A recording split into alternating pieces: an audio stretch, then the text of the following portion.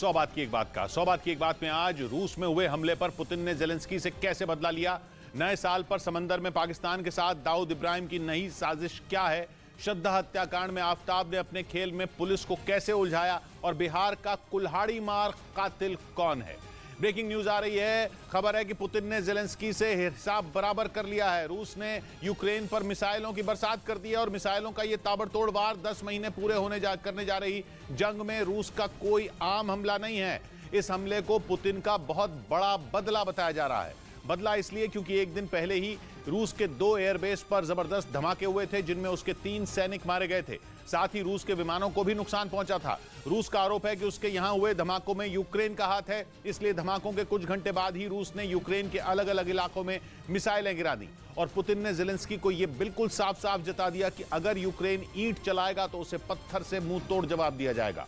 8 हफ्तों में रूस का यूक्रेन पर यह 8वां मिसाइल हमला है जिसकी आशंका कई दिनों से जताई जा रही थी। और जैसे ही रूस की जमीन घायल हुई, पुतिन की मिसाइलों ने यूक्रेन का सीना छलनी कर दिया।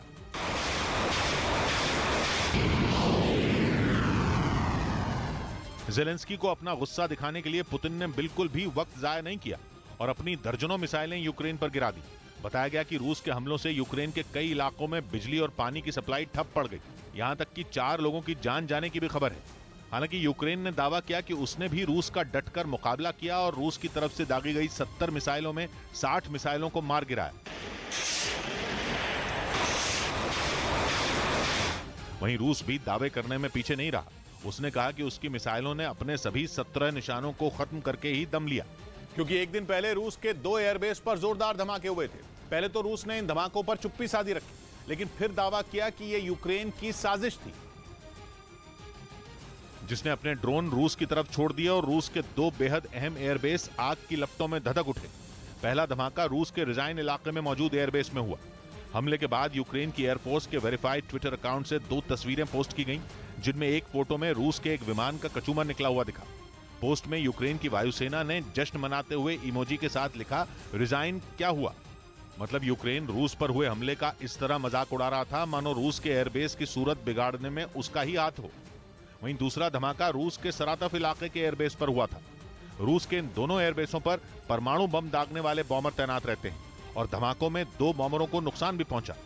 इसके बाद रूस ने दावा ठोक दिया कि उसके दोनों एयरबेस पर हुए धमाके कोई हादसा नहीं बल्कि हमला थे, जिन्हें अंजाम देने वाले यूक्रेन के ड्रोन थे। हालांकि रूस का रिजाइन और सरातफ इलाका यूक्रेन से सैकड़ों किलोमीटर की दूरी पर है, इसलिए अगर यूक्रेन ने रूस में धमाके कराए तो ये रूस के लिए खतरे की घंटी है, क्योंकि इसका मतलब यह है कि यूक्रेन की पहुंच रूस के काफी अंदर मौजूद उसके अहम सैन्य अड्डों तक हो गई है।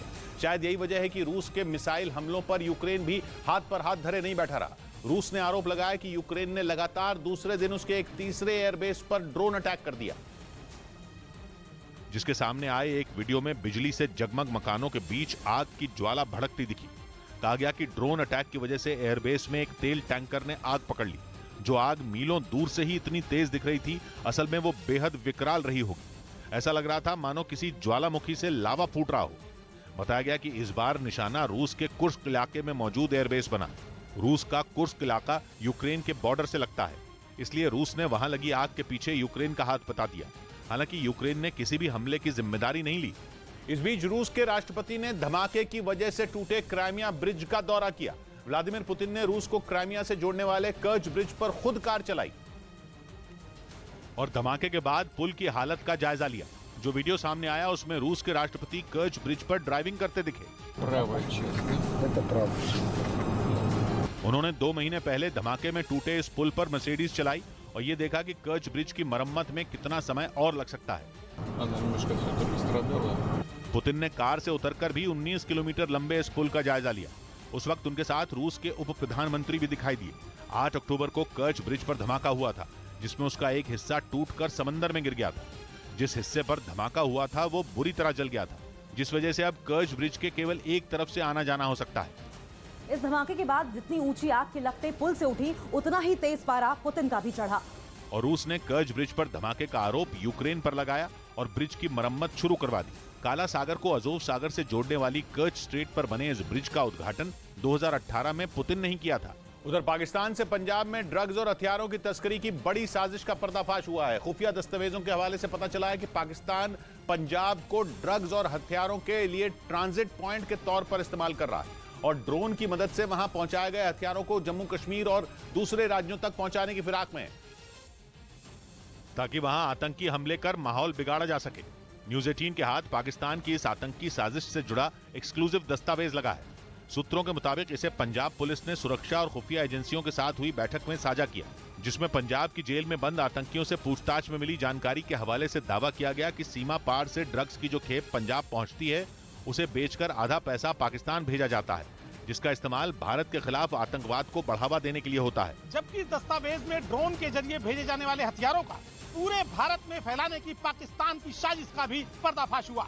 खबर है कि पंजाब पुलिस के इस दस्तावेज से मिली जानकारी के बाद जांच एजेंसियां पंजाब की जेल में बंद कुछ आतंकियों को पूछताछ के लिए दिल्ली लाने की तैयारी में जुट गईं। इधर श्रद्धा मर्डर केस में आरोपी आफ्ताब से जुड़ी एक चौंकाने वाली जानकारी सामने आई। पुलिस के मुताबिक इस केस की जांच को उलझाने के लिए आफ्ताब ने पूरा प्लान तैयार कर रखा था। इसके लिए उसने श्रद्धा की हत्या के बाद दुनिया के बड़े मुकदमों की सुनवाई देखी थी, ताकि पकड़े जाने पर वो खुद को बचा सके। बताया गया कि शातिर आफ्ताब ने पुलिस को इस केस में उलझाने की पूरी तैयारी कर रखी थी और उसने जून में श्रद्धा की हत्या के बाद कई महीनों तक ऐसा ही किया। आफ्ताब की इंटरनेट सर्च हिस्ट्री खंगालने के बाद पुलिस को पता चला कि उसने इसके लिए दुनिया के बड़े मुकदमों के बारे में पढ़ा और उनसे दांव पेच सीखे। इतना ही नहीं, दावा किया गया कि उसने जून में श्रद्धा की हत्या के बाद हॉलीवुड अभिनेता जॉनी डेप और उनकी पूर्व पत्नी एम्बर हर्ड के बीच चले केस की सुनवाई को लाइव देखा था। इस केस में एम्बर हर्ड ने जॉनी डेप पर घरेलू हिंसा समेत कई आरोप लगाए थे, जिसके बाद जॉनी डेप ने उन पर मानहानि का केस किया और फिर उन्हें जीत मिली थी। कहा जा रहा है कि दुनिया भर में चर्चित उस केस से भी आफ्ताब ने कई पैंतरे सीखे और उसने पहले तो कई महीनों तक मुंबई पुलिस को गुमराह किया, फिर दिल्ली पुलिस की जांच को भी उलझाए रखा। इस बीच 2011 से गृह युद्ध की आग में झुलस रहे सीरिया में शांति आने का नाम नहीं ले रही। अब उत्तरी सीरिया में अल नुसरा नाम के आतंकी संगठन ने हमला कर दिया। अल नुसरा और सीरिया की बशर अल असद सरकार में 36 का आंकड़ा है और अल नुसरा संगठन के आतंकी सीरिया की सेना के ठिकानों को निशाना बनाते रहते हैं।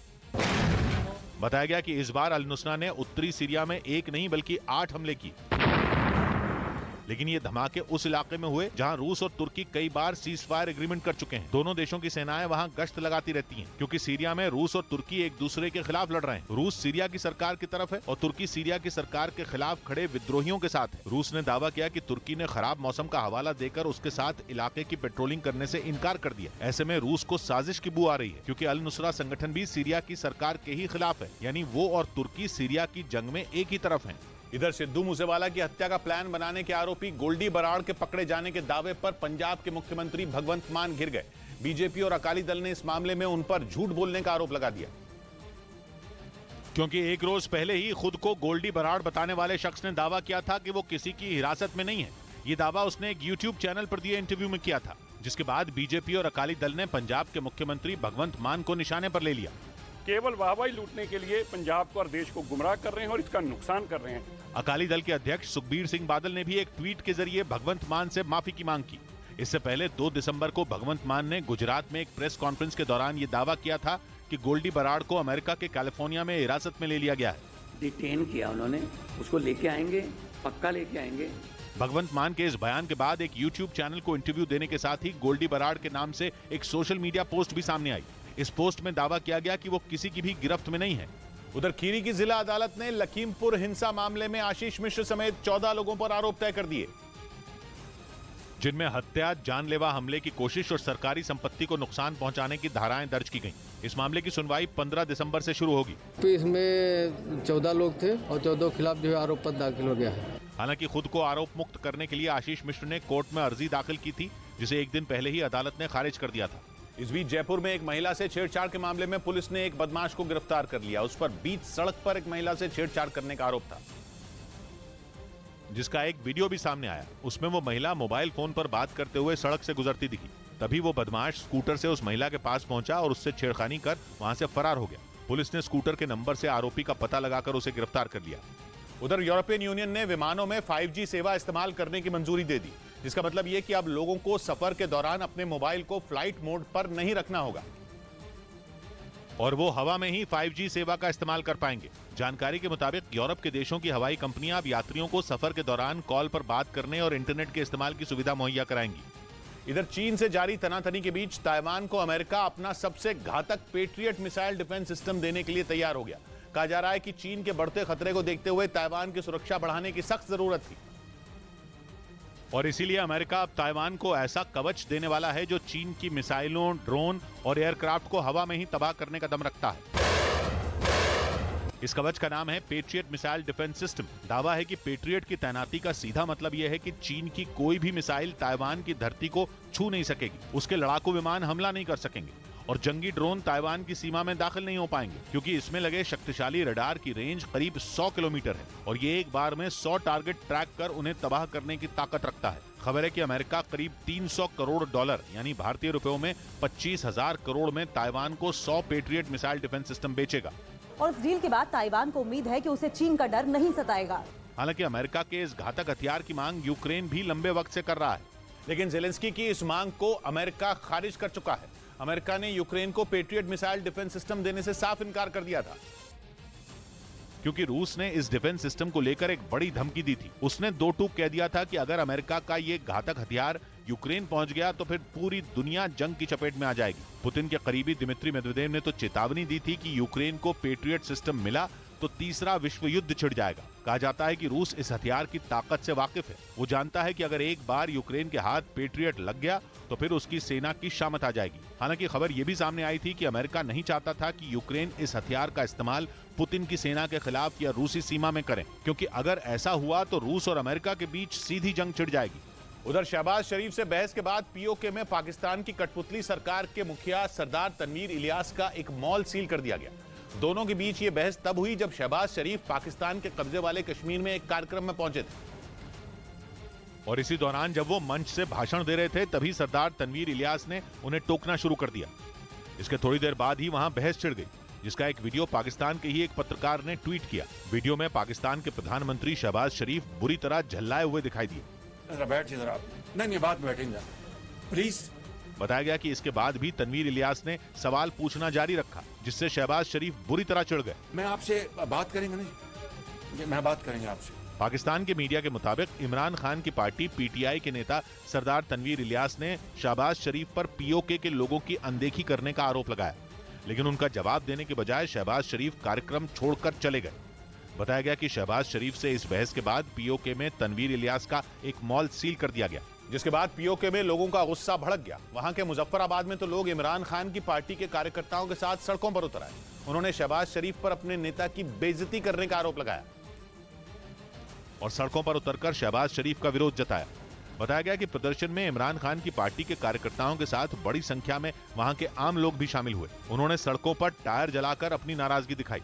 इसके साथ ही शहबाज शरीफ के खिलाफ उन्होंने जमकर नारेबाजी की। प्रदर्शन कर रहे लोगों ने आरोप लगाया कि सरदार तनवीर इलियास ने पीओके के मंगला डैम पर सवाल उठाकर पाकिस्तान सरकार की पोल खोल दी। आरोप है कि मंगला डैम के लिए जिन सैकड़ों लोगों से जमीन ली गई थी उन्हें दूसरी जगह नहीं बसाया गया। इसी वजह से पीओके के लोगों में भारी नाराजगी है और सरदार तनवीर इलियास ने इसे लेकर ही शहबाज शरीफ से सवाल पूछे थे। इस बीच पंजाब के फतेहगढ़ साहिब में सेब लूटने का वीडियो वायरल होने के बाद पंजाब के 2 लोगों ने कारोबारी को 9 लाख रुपए दिए। इस मामले में पुलिस ने केस भी दर्ज कर लिया और सेब लूटने वालों की तलाश में जुट गई।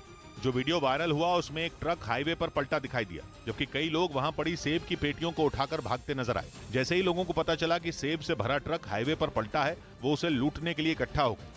बड़े से लेकर बच्चों तक सेब की पेटियों को उठाकर वहां से भागते दिखे। आरोप है कि इस दौरान बस का ड्राइवर घायल होने के बाद मदद मांगता रहा, लेकिन किसी ने उसकी नहीं सुनी। लेकिन जिन लोगों ने सेब की पेटियां लूटी, अब वो मुश्किल में पड़ सकते हैं। बहुत ही जल्द उन्होंने गिरफ्तार कर लिया जाएगा। जानकारी के मुताबिक सेब की 1000 से ज्यादा पेटियां लूटी गईं और जैसे ही इसकी खबर पंजाब के 2 लोगों को मिली, उन्होंने कश्मीर के सेब व्यापारी की 9,12,000 रुपए की मदद की। बड़ा मंदभागा मन में जिन्हें ठेस पहुंची वो लगी जो उन्होंने कहा भी पंजाब शहर तो नहीं बिहार बन गया। जिस समय ट्रक पलटा वो लुधियाना दिल्ली नेशनल हाईवे से पश्चिम बंगाल की तरफ जा रहा था। उधर यूक्रेन की तरफ से यह दावा किया गया कि युद्ध में रूस ने ईरान के आत्मघाती ड्रोन के इस्तेमाल पर रोक लगा दी है। ईरान के ये कामिकाजे ड्रोन टारगेट को तबाह कर खुद को वहीं खत्म कर लेते हैं। लेकिन यूक्रेन का दावा है कि इन ड्रोन का इस्तेमाल रूस अब यूक्रेन के खिलाफ नहीं कर रहा है, क्योंकि यूक्रेन में लगातार पारा गिरता जा रहा है। ऐसे में कहा जा रहा है कि सर्दी के मौसम में ड्रोन को उड़ने में दिक्कतें आती हैं, क्योंकि वो प्लास्टिक समेत कुछ ऐसी चीजों से बना होता है जिनके ठंड में ठीक तरीके से काम नहीं करने का खतरा बना रहता है। और यही वजह है कि ईरान के कामिकाज़े ड्रोन के इस्तेमाल से रूस की दूरी बनाने की खबरें और तेज हो गई। जबकि यूके के रक्षा मंत्रालय का दावा है कि रूस के पास जितने कामिकाज़े ड्रोन थे उनका स्टॉक खत्म होने की कगार पर है, क्योंकि सितंबर से लेकर अब तक रूस यूक्रेन के खिलाफ मैदान में सैकड़ों आत्मघाती ड्रोन उतार चुका है।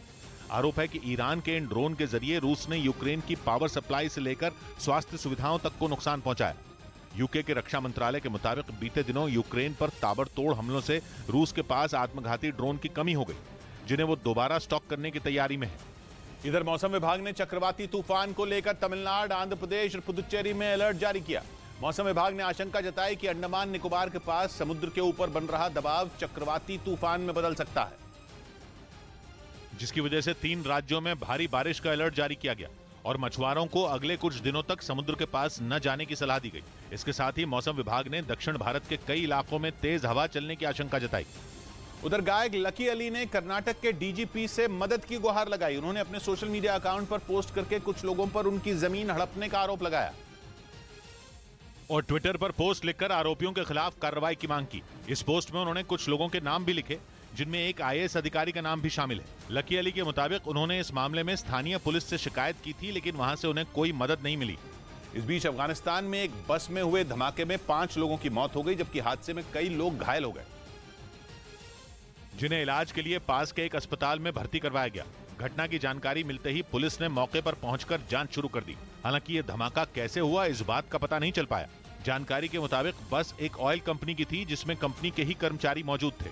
इधर बिहार के भागलपुर में 2 लोगों पर एक महिला की बेरहमी से हत्या करने का आरोप लगा। पुलिस के मुताबिक दोनों आरोपियों ने महिला पर कुल्हाड़ी से 16 बार वार की। घटना 4 दिन पहले की बताई गई, जिसके बाद उस इलाके में सनसनी फैल गई। महिला की हत्या की खबर मिलने पर पुलिस की टीम वहां पहुंची और मामले की छानबीन में जुट गई। एक खेत से फॉरेंसिक टीम को कुल्हाड़ी और दूसरा सामान मिला। आशंका जताई गई कि इसी कुल्हाड़ी से महिला की हत्या की गई। इसी जगह पर नीलम देवी को घायल किया गया था कुल्हाड़ियों से वार करके। पुलिस के मुताबिक 4 दिन पहले जब महिला घर से बाहर निकली, तब दोनों आरोपियों ने उसे घेर लिया और उस पर कुल्हाड़ी से कई वार किए। आरोप है कि दोनों ने महिला पर कुल्हाड़ी से 16 बार वार किए और इस हमले में उसके हाथ, पैर और कान कटकर शरीर से अलग हो गए। पुलिस के मुताबिक महिला और आरोपी पड़ोसी थे और उनके बीच पैसों के लेन देन पर काफी समय से विवाद चल रहा था और इसी वजह से आरोपियों ने महिला की हत्या कर दी। मृतिका पैसा नहीं लौटा पा रही थी, इस कारण से दोनों के बीच में काफी विवाद होते रहता था। हालांकि पुलिस ने इस मामले में दोनों आरोपियों को गिरफ्तार कर लिया। उधर खबर है कि अमेरिका के सबसे घातक माने जाने वाले F-35 लड़ाकू विमानों पर ऑस्ट्रेलिया में बवाल मच गया। ऑस्ट्रेलिया के मीडिया ने रक्षा विशेषज्ञों की दलीलों का हवाला देते हुए इन्हें खरीदने को ऑस्ट्रेलिया की सबसे बड़ी गलती करार दिया और आशंका जताई कि इनकी मदद से ऑस्ट्रेलिया की वायुसेना दक्षिण चीन सागर में चीन की चुनौती से नहीं निपट पाएगी, जबकि अमेरिका अपने इन फाइटर जेट को दुनिया के सबसे आधुनिक और खतरनाक लड़ाकू विमानों में एक बताता है। इसीलिए ऑस्ट्रेलिया ने भी 2002 में अमेरिका से 72 F-35 फाइटर जेट खरीदने के लिए डील की थी, जिसके तहत उसे 54 लड़ाकू विमान मिल भी चुके हैं। लेकिन ऑस्ट्रेलिया के मीडिया में छपी कुछ रिपोर्ट में दावा किया गया कि इनमें कुछ फाइटर जेट इतने पुराने हो चुके हैं कि उन्हें आधुनिक तकनीक से लैस भी नहीं किया जा सकता और इनकी रेंज भी करीब 1000 किलोमीटर है। मतलब हवा में दोबारा ईंधन भरे बिना दक्षिण चीन सागर में चीन के ठिकानों तक पहुंचना मुश्किल होगा। लेकिन माना जा रहा है कि जंग के हालात में इनमें हवा में ईंधन भरना ऑस्ट्रेलिया की वायुसेना के लिए आसान नहीं रहेगा। इसीलिए उन्होंने इनकी खरीद को ऑस्ट्रेलिया सरकार की सबसे बड़ी गलती बता दिया। इस बीच उत्तर कोरिया में किम जोंग उन ने अपने देश में 2 नाबालिगों को सरेआम गोली मारने की सजा सुना दी। आरोप है कि उन्होंने दक्षिण कोरिया में बनी फिल्में देखी, जिसके बदले किम जोंग उन ने उन्हें मौत का फरमान सुना दिया। पश्चिमी मीडिया ने दावा किया कि उत्तर कोरिया के रहने वाले 2 नाबालिग लड़कों ने दक्षिण कोरिया की फिल्में देखी और उन्हें कई और लोगों के साथ शेयर भी किया, जिसकी खबर लगते ही उत्तर कोरिया की सरकार भड़क गई और उन्हें मौत की सजा सुना दी। दावा किया गया कि उत्तर कोरिया की सरकार ने एजेंसियों को इन दोनों लड़कों को सरेआम गोली मारने के आदेश दिए हैं, ताकि देश के बाकी लोगों तक सीधा और कड़ा संदेश पहुंचाया जा सके। पश्चिमी मीडिया का दावा है कि इस दौरान जानबूझकर वहां भीड़ इकट्ठा की गई ताकि किम जोंग उन की दक्षिण कोरिया के प्रति नफरत को सही ठहराया जा सके। इधर भारत ने संकेत दे दिए कि यूरोपियन यूनियन और G7 की अपील के बाद भी वो रूस से तेल का आयात जारी रखेगा। इन देशों ने रूस के तेल पर प्राइस कैप लगाने के ऐलान के बाद मांग की थी कि भारत रूस से तेल न खरीदे, जिस पर भारत ने यूरोपियन यूनियन को तेल खरीद के आंकड़ों का आईना दिखाया और दिल्ली में जर्मनी की विदेश मंत्री से मुलाकात के बाद साफ कर दिया कि अगर यूरोप अपनी ऊर्जा जरूरतों से समझौता नहीं कर सकता तो भारत को भी इस मामले में किसी तरह की नसीहत न दे। For Europe to make choices which prioritizes its energy needs and then ask India to do something else. रूस से तेल खरीदने के फैसले का बचाव करते हुए भारत के विदेश मंत्री एस जयशंकर ने जो आंकड़े गिनाए, उनके मुताबिक यूक्रेन जंग शुरू होने के बाद यूरोपियन यूनियन ने भारत के मुकाबले रूस से 6 गुना ज्यादा तेल खरीदा, जबकि यूरोप का रूस से कोयले का आयात तो भारत की तुलना में 50% से भी ज्यादा रहा।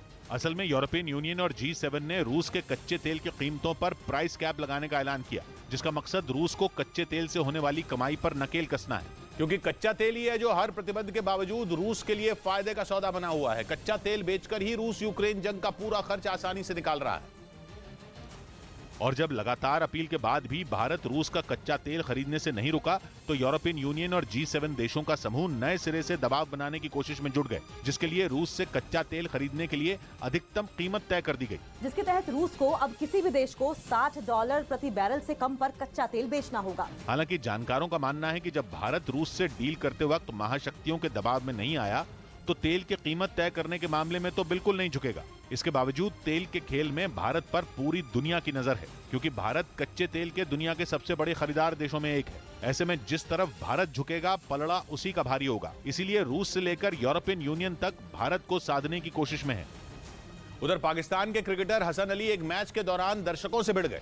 एक दर्शक को पीटने के लिए हसन अली दौड़ते हुए उसके पीछे गए। जवाब में दर्शकों ने भी हसन अली को सबक सिखाने की कोशिश की। क्रिकेट के मैदान के अखाड़े में बदलने का यह वीडियो इंटरनेट पर तेजी से वायरल हो गया और लोग हसन अली के बर्ताव के लिए उन्हें घेरने लगे।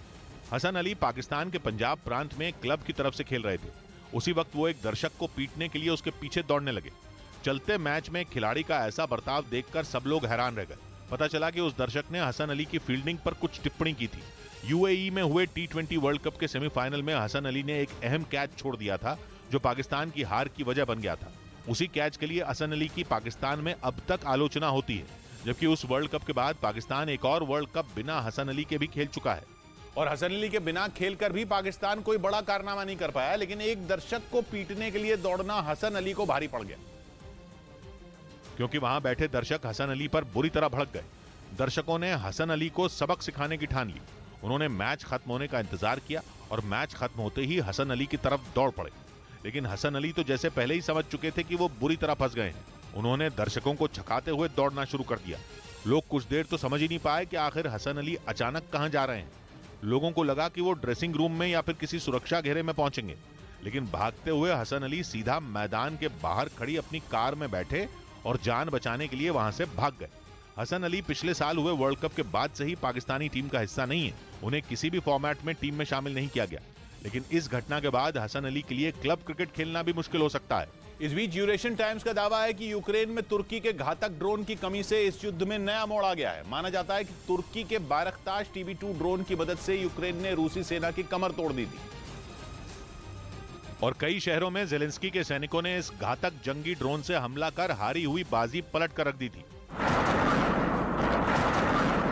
कहा जाता है कि तुर्की का बायरख्तार TB2 ड्रोन पुतिन की सेना के लिए काल बन गया, लेकिन अब दावा किया जा रहा है कि ज़ेलेंस्की के सैनिकों के पास इस घातक हथियार की भारी कमी हो गई है। असल में खबर है कि तुर्की ने शुरुआत में तो इस ड्रोन की सप्लाई जारी रखी, लेकिन बाद में पुतिन ने ऐसा दांव खेला कि यूक्रेन देखता रह गया। कहा जा रहा है कि पुतिन ने तुर्की के राष्ट्रपति के साथ रिश्ते मजबूत करने का प्लान बनाया, जिसके लिए उन्होंने गैस सप्लाई शुरू करने समेत उनकी कई बातें मान ली और इस तरह उन्हें अपना दोस्त बना लिया, जिसके बाद तुर्की ने यूक्रेन के बजाय रूस का साथ देना शुरू कर दिया। इसी वजह से ज़ेलेंस्की की सेना को घातक बायरख्तार TB2 ड्रोन मिलना बंद हो गया।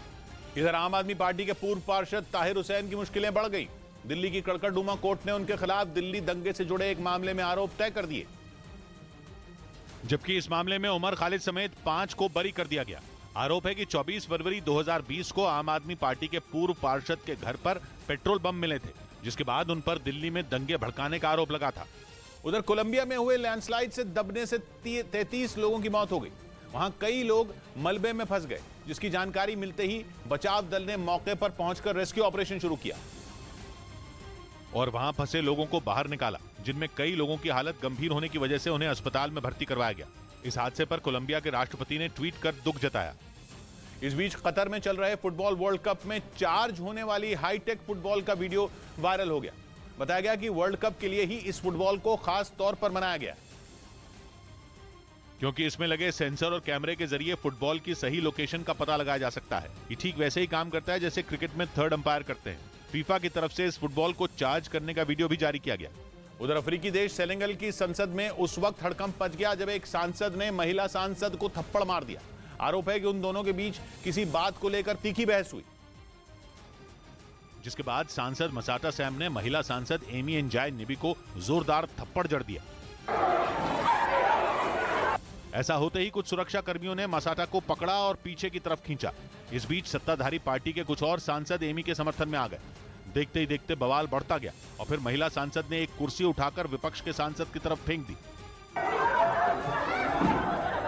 जानकारी के मुताबिक दोनों की बहस संसद में चल रहे बजट सत्र के दौरान हुई, जिसके बाद काफी देर तक वहां अफरा तफरी का माहौल बना रहा। इधर हैदराबाद में पहली बार सोने के सिक्के का एटीएम लगाया गया। इस मशीन में भी पैसे निकालने वाली मशीन की तरह कार्ड का इस्तेमाल होगा, लेकिन बदले में नोट की जगह सोने के सिक्के निकलेंगे। हैदराबाद में गोल्ड सिक्का नाम की कंपनी ने इस एटीएम मशीन को लगाया है, जो 24 घंटे खुली रहेगी। जानकारी के मुताबिक इससे आधा ग्राम से लेकर 100 ग्राम वजन तक के सोने के सिक्के निकाले जा सकेंगे, जिसके लिए डेबिट और क्रेडिट दोनों कार्ड इस्तेमाल किए जा सकेंगे। Directly come and get the coin out of the ATM. Company का दावा है कि इस मशीन में सोने की कीमत बाजार के हिसाब से घटती बढ़ती रहेगी। इसके अलावा सोने के सिक्के के साथ ही ये एटीएम उसकी शुद्धता और वजन के सबूत के तौर पर एक सर्टिफिकेट भी देगा। गोल्ड सिक्का कंपनी की योजना अगले 2 साल में पूरे देश में इस तरह के करीब 3000 एटीएम खोलने की है। इस बीच पश्चिमी मीडिया ने दावा किया कि अमेरिका ने यूक्रेन को जो हाइमार्स दिए उनकी ताकत को कम किया गया। बताया गया कि ऐसा इसलिए किया गया ताकि जेलेंस्की की सेना ऐसे हमले न कर पाए जो जंग को और ज्यादा भड़का दे, क्योंकि बीते कुछ दिनों में यूक्रेन की सेना ने हमले तेज किए हैं। यूक्रेन के जवान अमेरिका से मिले हाइमार्स का इस्तेमाल कर रूस से मुकाबला कर रहे हैं। यही वजह है कि पुतिन कई बार अमेरिका को अंजाम भुगतने की धमकी तक दे चुके हैं। पश्चिमी मीडिया के मुताबिक इसीलिए अमेरिका ने हाइमार्स की ताकत को कम किया, ताकि किसी भी सूरत में जेलेंस्की की सेना इनका इस्तेमाल रूस के शहरों पर हमले के लिए न कर सके, क्योंकि अगर ऐसा होता तो फिर जंग और भड़क सकती थी। असल में जंग की शुरुआत से अमेरिका यूक्रेन के साथ खड़ा है। जेलेंस्की ने जब जब मदद मांगी, अमेरिका ने हथियार से लेकर पैसे तक की मदद की। लेकिन जब अमेरिका ने घातक हथियार देने शुरू किए जिनमें हाइमार्स भी शामिल थे, तब पुतिन के सब्र का बांध टूट गया, जिसके बाद उन्होंने अमेरिका को कड़ी चेतावनी दी थी। और खबर है कि इसीलिए अमेरिका ने हाइमार्स की मारक क्षमता को कम किया। पश्चिमी मीडिया का दावा है कि भले ही हाइमार्स की ताकत को कम किया गया, लेकिन इसके बावजूद ये यूक्रेन के लिए काफी काम के साबित हुए हैं। बताया जा रहा है कि रूसी सेना पूरे खैरसोन पर दोबारा कब्जे के लिए जोरदार हमले कर रही है, लेकिन कहा जा रहा है कि हाइमार्स जेलेंस्की की सेना के लिए किसी ढाल की तरह काम कर रहा है। दावा है कि इसके जरिए यूक्रेन की फौज रूसी सेना पर कहर बरपाने का कोई मौका नहीं छोड़ रही। खबर है कि बीते 5 नवंबर को यूक्रेन ने हाइमार्स का इस्तेमाल कर रूस को भारी नुकसान पहुंचाया था। इधर मध्य प्रदेश के जबलपुर में एक सरकारी अस्पताल में मरीजों के बेड पर बैठे कुत्तों का वीडियो वायरल होने के बाद नोटिस जारी कर दिया गया और 24 घंटे के अंदर अस्पताल प्रशासन से जवाब मांगा गया। सामने आए वीडियो में 2 कुत्ते अस्पताल के बेड पर लेटे नजर आए। हालांकि जैसे ही वहां पर एक आदमी पहुंचा, वो वहां से भाग गए। वीडियो सामने आने के बाद जिला प्रशासन एक्शन में आ गया। संतुष्टिपूर्वक जवाब नहीं आएगा तो मैं अपने स्तर पे और कलेक्टर महोदय के माध्यम से जो कार्यवाही होगी वो कार्यवाही करेंगे। असल में एक आदमी अपनी पत्नी के इलाज के लिए अस्पताल पहुंचा था, लेकिन आरोप है कि वहां डॉक्टर नहीं मिले। लेकिन उस आदमी ने बेड पर लेटे कुत्तों का वीडियो अपने फोन में रिकॉर्ड कर लिया, जो बाद में वायरल हो गया। उधर खबर है कि भारतीय नौसेना के लिए नया फाइटर जेट खरीदने पर फैसला जल्द ही लिया जा सकता है। नौसेना लंबे वक्त से फ्रांस के रफाल एम और अमेरिका के F-18 को परख रही है और पता चला है कि दोनों फाइटर जेट की काबिलियत परखने का वक्त अब खत्म हो चुका है। जल्द ही भारतीय नौसेना ये तय करेगी कि उसे फ्रांस में बना रफाल एम चाहिए या अमेरिका में बना F-18 चाहिए। रफाल एम खास तौर पर नौसेना की जरूरतों को ध्यान में रखकर बनाया गया है। इसके नाम में रफाल के साथ लगे एम का मतलब है मरीन, जबकि F-18 भी रफाल की ही तरह एक खतरनाक फाइटर जेट है। F-18 को सुपर हॉर्नेट भी कहा जाता है। दोनों ही फाइटर जेट किसी भी जंग में बाजी पलटने का दम रखते हैं। रफाल का फाइटर जेट तो पहले से भारतीय फौज इस्तेमाल कर रही है, जबकि अमेरिका की कंपनी बोइंग सालों से अपनी F सीरीज के फाइटर जेट भारत को बेचने की कोशिश कर रही है। लेकिन भारतीय नौसेना इन दोनों फाइटर जेट में किसी एक को चुनेगी और माना जा रहा है कि यह फैसला भारतीय नौसेना बहुत जल्दी करना चाहती है, क्योंकि नौसेना को ताकतवर फाइटर जेट की सख्त जरूरत है। इसीलिए बिना वक्त गंवाए भारत ने दोनों ताकतवर फाइटर जेट को परखने का फैसला किया था। क्योंकि आंकड़े बताते हैं कि रफाल मरीन बोइंग के F-18 सुपर हॉर्नेट पर भारी पड़ता है। रफाल मरीन की रफ्तार मैक 2 है, यानी आवाज की गति से दुगनी, करीब 2469 किलोमीटर प्रति घंटा, जबकि F-18 इससे थोड़ा पीछे है, 1.8 मैक, यानी करीब 2222 किलोमीटर प्रति घंटा। रफाल की रेंज है 3700 किलोमीटर और F-18 की रेंज है 3300 किलोमीटर। रफाल 55,000 फीट की ऊंचाई तक उड़ान भरता है, जबकि F-18 सुपर हॉर्नेट 50,000 फीट की ऊंचाई तक ही पहुंच पाता है।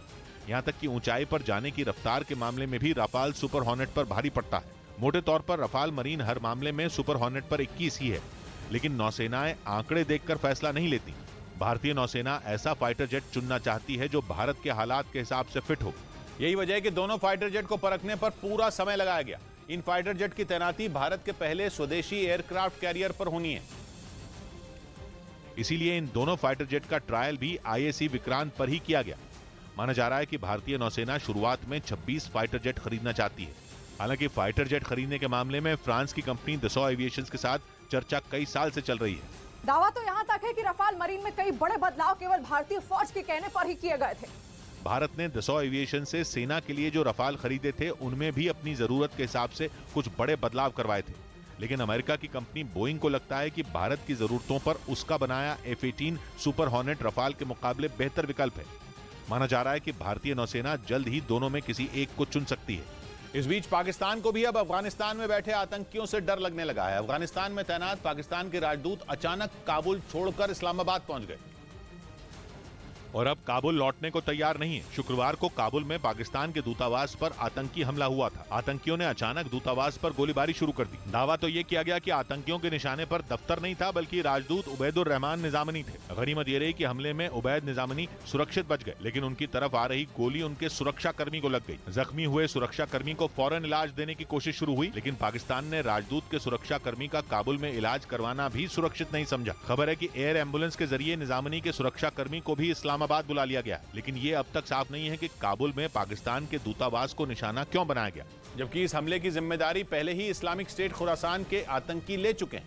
पिछले कुछ महीनों से पाकिस्तान और तालिबान के बीच भी तनाव बना हुआ और तालिबान किसी भी मुद्दे पर पाकिस्तान की सुनने को तैयार नहीं है। यहाँ तक कि सीमा विवाद सुलझाने पर भी तालिबान झुकने को तैयार नहीं है। इसीलिए पहले आशंका जताई जा रही थी कि इस हमले के पीछे भी तालिबान के आतंकियों का हाथ हो सकता है, लेकिन हमले की जिम्मेदारी इस्लामिक स्टेट खुरासान ने लेकर पाकिस्तान की टेंशन और बढ़ा दी। क्योंकि इस्लामिक स्टेट खुरासान अफगानिस्तान का एक ऐसा संगठन है जो तालिबान के काबू से बाहर है। इस्लामिक स्टेट खुरासान और तालिबान के बीच वैचारिक लड़ाई हमेशा से चल रही है, लेकिन अफगानिस्तान से अमेरिका के निकलते ही ये पहले से ज्यादा तेज हो गई। माना जा रहा है कि पाकिस्तान के राजदूत का काबुल छोड़कर भागना अफगानिस्तान की साख पर बट्टा लगा सकता है। अफगानिस्तान के लिए बाकी दुनिया के साथ कूटनीतिक रिश्ते बनाना मुश्किल हो सकता है। उधर चीन की चेतावनी के बावजूद ऑस्ट्रेलिया के 6 सांसद ताइवान पहुंच गए। इससे पहले अगस्त में अमेरिकी संसद की स्पीकर नैन्सी पेलोसी और हाल ही में यूके के सांसदों की ताइवान यात्रा पर चीन ने कड़ा एतराज जताया था, जिसके बाद ऑस्ट्रेलिया के 6 सांसद 3 दिन पहले ताइवान पहुंचे तो शी जिनपिंग ये समझ गए कि चीन के लिए मुश्किलें बढ़ती जा रही हैं। सबसे बड़ी बात यह रही कि ऑस्ट्रेलिया के सांसदों की ताइवान यात्रा की जानकारी चीन को उनके वहां पहुंचने के बाद लगी, जिसके बाद चीन के विदेश मंत्रालय ने ऑस्ट्रेलियाई सांसदों के ताइवान दौरे का विरोध किया और इसे चीन की वन चाइना पॉलिसी का उल्लंघन करार दिया। और ऑस्ट्रेलिया को ये चेतावनी दे डाली कि उसके सांसदों का ताइवान पहुंचना चीन की सेना को गलत सिग्नल दे रहा है। मतलब ये कि चीन ने ऑस्ट्रेलिया को चेतावनी दी कि अगर उसने ताइवान से दोस्ती का हाथ मिलाकर रखा तो चीन कभी भी उस पर हमला कर देगा, क्योंकि चीन हमेशा ताइवान को अपना हिस्सा बताता आया है, जबकि ताइवान ने चीन के इस दावे को शुरू से ही खारिज किया है। खबर है कि ऑस्ट्रेलिया के सांसद 5 दिनों के ताइवान दौरे पर हैं, जहां उनकी मुलाकात ताइवान के राष्ट्रपति, विदेश मंत्री और दूसरे बड़े अधिकारियों से हो चुकी है। नैन्सी पेलोसी के ताइवान दौरे के बाद से ही चीन ताइवान को युद्ध की गीदड़ भभकी दिए जा रहा है।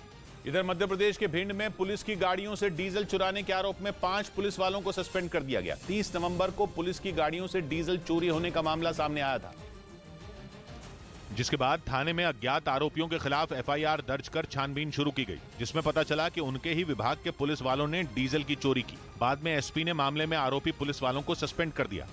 उधर महाराष्ट्र के पुणे में एक दूल्हा अपने पालतू कुत्ते के साथ शादी में पहुंचा, जिसका वीडियो सोशल मीडिया पर वायरल हो गया, जिसमें वो दूल्हा एक मोटरसाइकिल पर सवार दिखा, जबकि उसका पालतू कुत्ता शादी वाले कपड़े पहने उसके साथ नजर आया। दूल्हे के अपने पालतू कुत्ते के साथ शादी में पहुंचने का वीडियो सोशल मीडिया पर जमकर वायरल हो रहा है। इस बीच दिल्ली सरकार ने मनमाने तरीके से फीस बढ़ाने पर रोहिणी के सेक्टर 24 में मौजूद दिल्ली पब्लिक स्कूल की मान्यता रद्द कर दी। दिल्ली सरकार ने फीस बढ़ोतरी से जुड़ी कई शिकायतें मिलने के बाद डीपीएस रोहिणी को नोटिस भेजा था, लेकिन स्कूल प्रशासन की तरफ से जो जवाब दिल्ली सरकार को दिया गया वो उसे संतोषजनक नहीं लगा, जिसके बाद दिल्ली सरकार ने डीपीएस रोहिणी की मान्यता रद्द करने का आदेश जारी कर दिया। मतलब ये कि रोहिणी के सेक्टर 24 में मौजूद दिल्ली पब्लिक स्कूल में 2023-24 सेशन के लिए एडमिशन नहीं हो सकेंगे।